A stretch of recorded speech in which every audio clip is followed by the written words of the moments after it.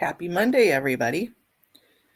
Just received this from the underground bunker, and it's pretty complete. There's a couple of them that I want to add to this, but this article is pretty cool. Let's go through it. So it's the Scientology litigation 2024, a roundup of the cases we've been following all year, published by Tony Ortega, December 30th, 2024. The Danny Masterson. First and foremost, the criminal prosecution of Scientology celebrity Danny Masterson has been our biggest interest since we first broke the news that the LAPD was investigating him back in March 2017. It's hard to believe it's been going on that long. Danny was convicted last year on 2 counts of forcible rape, and last September he was sentenced to 30 years to life in prison. He immediately appealed his conviction, and you would expect just recently his appellate attorney, Cliff Gardner, posted on his website his initial appeal brief, a 59,000-word monster that the Second Appellate District had instructed Gardner to cut down to 35,000 words.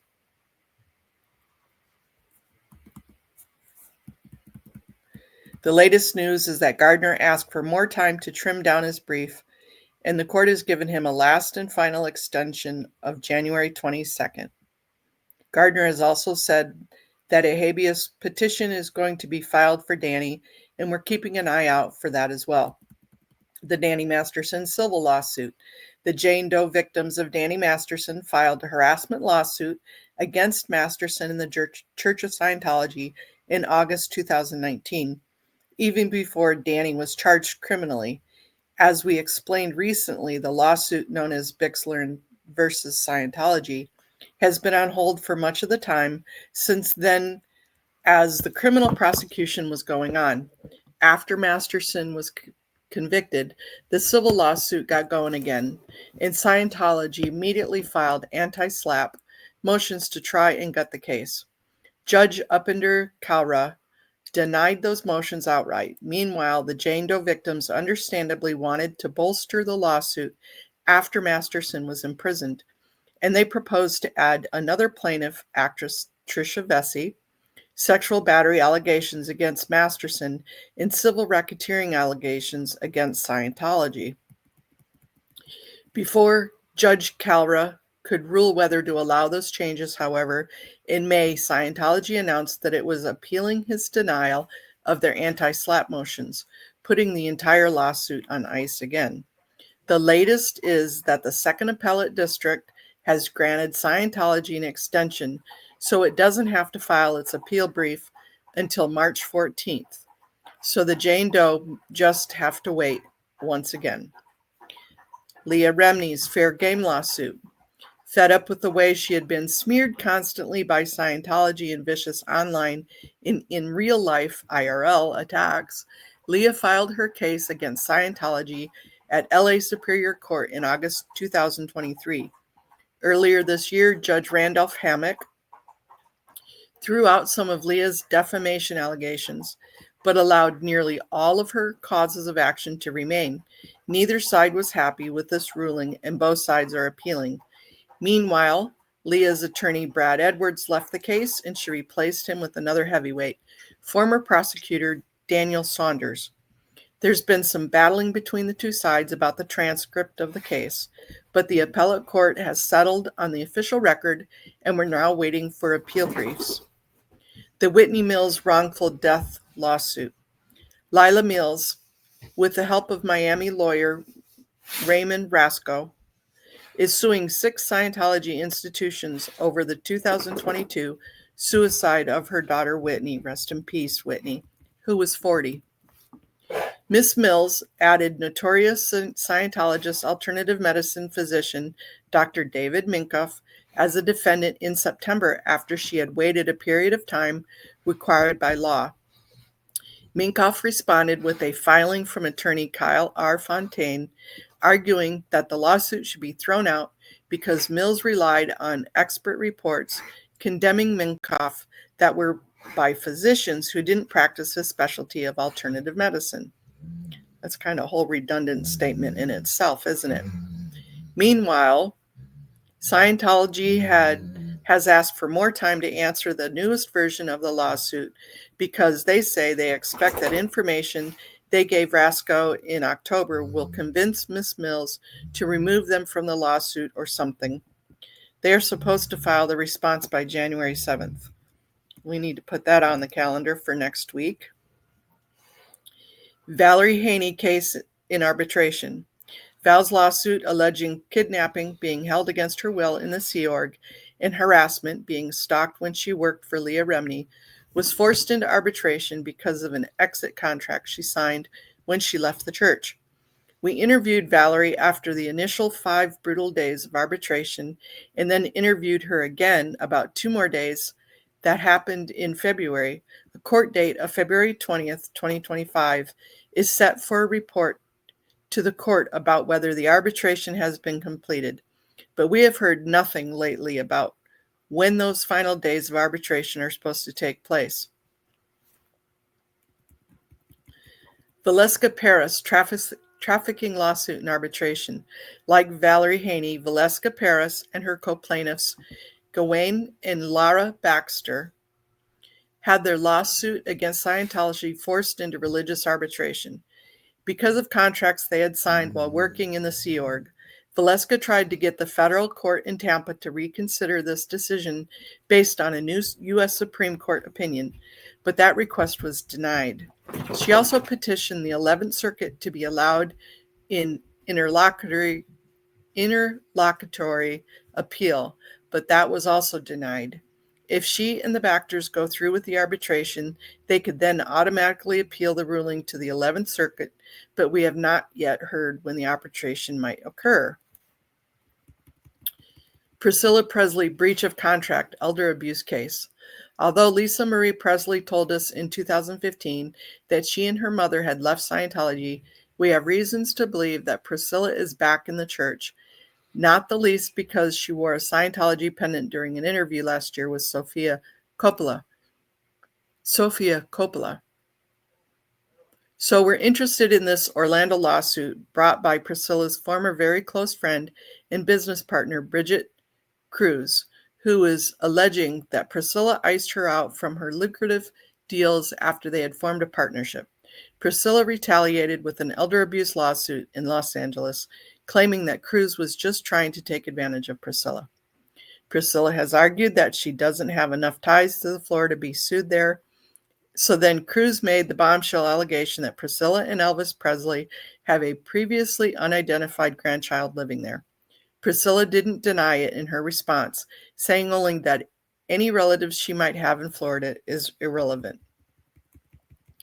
Now Cruz has filed a new 109-page opposition to Priscilla's motion to dismiss, providing more detail about Priscilla's intentions of moving to Florida, looking at property to buy there, and making frequent trips there for paid appearances, all of which argues that the Orlando court does have jurisdiction. Scientology school sued for abuse. This is the Delphi Academy in Lakeview Terrace, is being sued for a former student, John Doe, who was 13 when he was abused by the school's basketball coach, Randolph Jackson, who later went on to a non-Scientology charter school in Santa Clarita, where he admitted to abusing 6 more boys. He is now serving 17 years in prison. Doe's lawyers are alleging that the Delphi faculty knew that Jackson was a problem, but they recommended him for the job he eventually got in Santa Clarita. The Scientology school's attorneys have responded with a boilerplate denial that actually blames Doe, who again was 13 at the time, for being a victim. We're still waiting to see how Doe's attorneys reply to that. U.S. versus David Gentile. Scientology donor David Gentile was convicted this year for running a $1.8 billion Ponzi-like scheme. Probation reports are due to the court on January 2nd. Okay, that's another thing for this week coming up. And sentencing hearing is now scheduled for March 6th. Justin Craig Lafayette Ronald Hubbard awaits trial. We're kind of amazed that this ex-con from California changed his name legally to Lafayette Ronald Hubbard and convinced some independent Scientologists, those who practice outside the official church, that he was actually the reincarnated founder. Since October 2021, Craig, LRH, has been cooling his heels in a Tennessee County jail on numerous drug dealing and violent offenses, and some of his followers still send him money month after month. Next pre-trial hearing is January 13th. Jane Doe versus Scientology, David Miscavige and Gavin Potter. The same Jane Doe won from the Masterson criminal case. In civil lawsuit, filed a separate lawsuit under the seal in December 2022, alleging that when she was just 17, she was the victim of an inappropriate advance by Sea Org recruiter Gavin Potter. The church then reacted, she says, by forcing her either to marry Potter or go into the Sea Org's prison program, the RPF.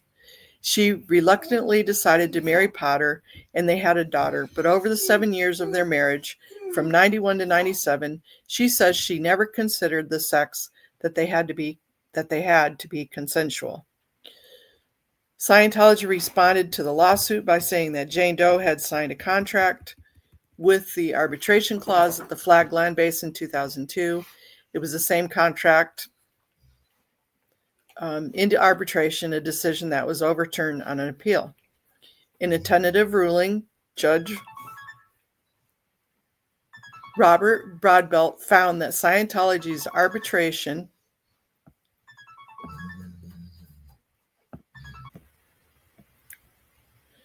In a tentative ruling, Judge Robert Broadbelt found that Scientology's arbitration scheme was inherently unfair, and his ruling was going to deny Scientology's motion. However, just hours before the hearing was to begin, and before Broadbelt could make his final ruling, David Miscavige sent his personal attorney, Jeffrey Riffer, down to the courthouse to accept service and then remove the judge with a peremptory challenge.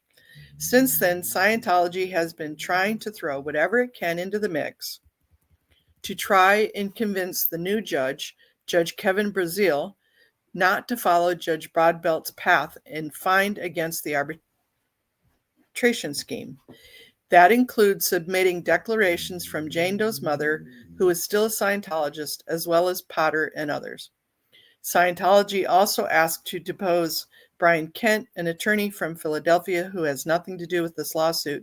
He did formally represent Jane Doe 1 and other Jane Does when they first filed the Bixler lawsuit in 2019. Another woman who has not publicly identified herself will refer to her as Jane Doe, Jane Roe, to differentiate her from the Jane Does, also hired Kent at the time with the idea of suing Scientology, but she later filed a confidential complaint with the Pennsylvania bar accusing Kent of grooming and unwanted sexual advances. That complaint was supposed to remain private as it was being considered by the bar. However, some YouTuber activists obtained a copy of the complaint, made it public. We all know that story, which seriously jeopardized the investigation. Scientology has pounced on that controversy, asking Judge Brazil to allow them discovery to bolster their arbitration motion. Namely, they want to depose Kent because they say the bar complaint indicates that Jane Roe accused him of telling her to destroy evidence. And since Kent was also Jane Doe 1's attorney in the Masterson case, they want to depose him and depose Jane Doe 1 to determine if he also instructed her to just destroy evidence, which they say would have implications for this lawsuit. Judge Brazil agreed and ruled that Scientology could depose Brian Kent and Jane Doe 1 for the limited scope of the arbitration motion. Jane Doe 1's legal team has understandably fought his decision fiercely, filing a motion for reconsideration and even asking for an ex parte ruling, which the judge declined to entertain. The motion for reconsideration is scheduled for January 9th. So we have January 2nd, January 6th to January 9th.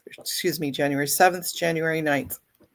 This past week, Scientology filled its opposition to that motion, and now they're attempting to tie the fact that attorney Brad Edwards left Jane Doe 1's lawsuit without explaining why is more evidence that something is up. They suspect it has to do with Kent, and they deserve to depose Jane Doe 1 to find out. It looks to us like Scientology is trying to cause as much chaos and delay as they possibly can, knowing that Judge Brazil may eventually rule the same way that Judge Broadbelt was about to, that Scientology's arbitration is inherently unfair and Jane Doe's lawsuit should be able to proceed. We'll know little more after that January 9th hearing. It sounds like we need to protest in front of Judge Brazil. Shoo.